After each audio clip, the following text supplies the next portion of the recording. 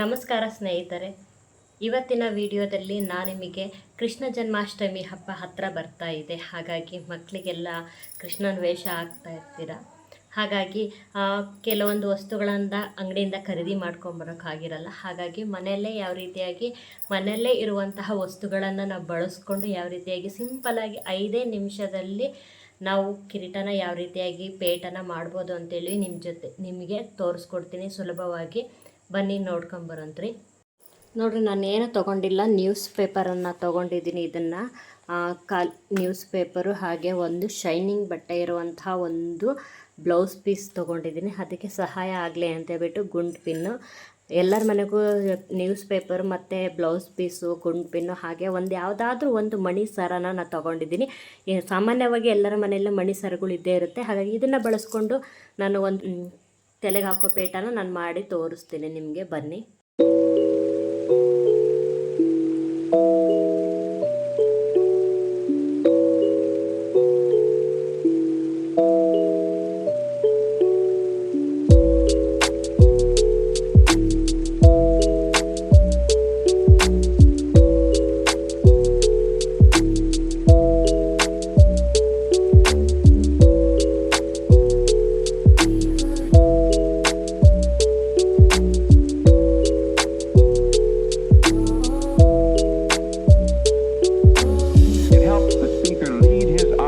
Into the scene he described.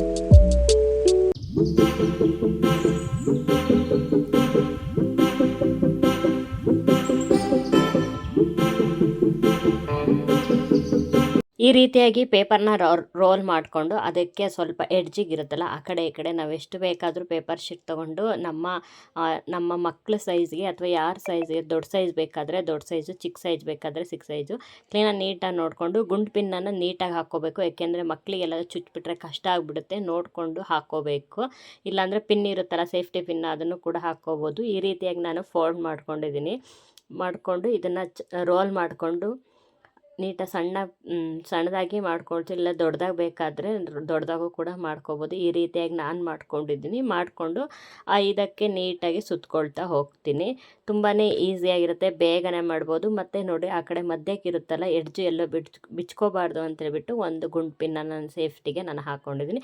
ಈಗ ಸ್ವಲ್ಪನೇ ಅದಕ್ಕೆ ತೊಗೊಂಡು ನಾವು ಅದನ್ನು ರೋಲ್ ಮಾಡ್ಕೊಳ್ತಾ ಹೋಗ್ತಾ ಇರ್ತೀನಿ.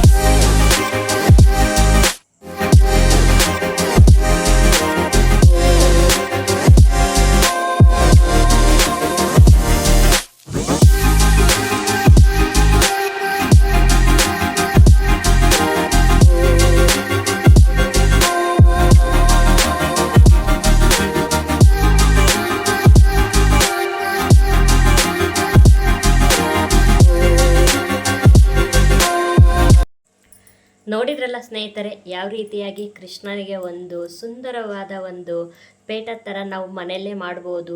ಕೇವಲ ಒಂದು 4 ವಸ್ತುಗಳಿಂದ 5 ನಿಮಿಷದಲ್ಲಿ ಯಾವ ರೀತಿಯಾಗಿ ಮಾಡ್ಬೋದು ಅಂತೇಳ್ಬಿಟ್ಟು ತೋರಿಸ್ಕೊಟ್ಟಿದ್ದೀನಿ. ಈ ವಿಡಿಯೋ ನಿಮ್ಮೆಲ್ಲರಿಗೂ ಕೂಡ ಇಷ್ಟ ಆಗಿದ್ದರೆ ಪ್ಲೀಸ್ ಒಂದು ಸಬ್ಸ್ಕ್ರೈಬ್ ಮಾಡ್ಕೊಳ್ಳಿ, ಹೊಸೊಬ್ಬರಾಗಿದ್ದರೆ ಹಾಗೆ ಲೈಕ್ ಮಾಡಿ, ಹಾಗೆ ಶೇರ್ ಮಾಡಿ ಇನ್ನೊಬ್ರಿಗೆ ಯೂಸ್ ಆಗಿದ್ದರೆ. ಮುಂದಿನ ವಿಡಿಯೋದಲ್ಲಿ ಖಂಡಿತವಾಗ್ಲೂ ನಿಮ್ಮೆಲ್ಲರೂ ಕೂಡ ಯೂಸ್ಫುಲ್ ಆಗೋ ವಿಡಿಯೋ ಜೊತೆಗೆ ಖಂಡಿತವಾಗ್ಲೂ ಬರ್ತೀನಿ.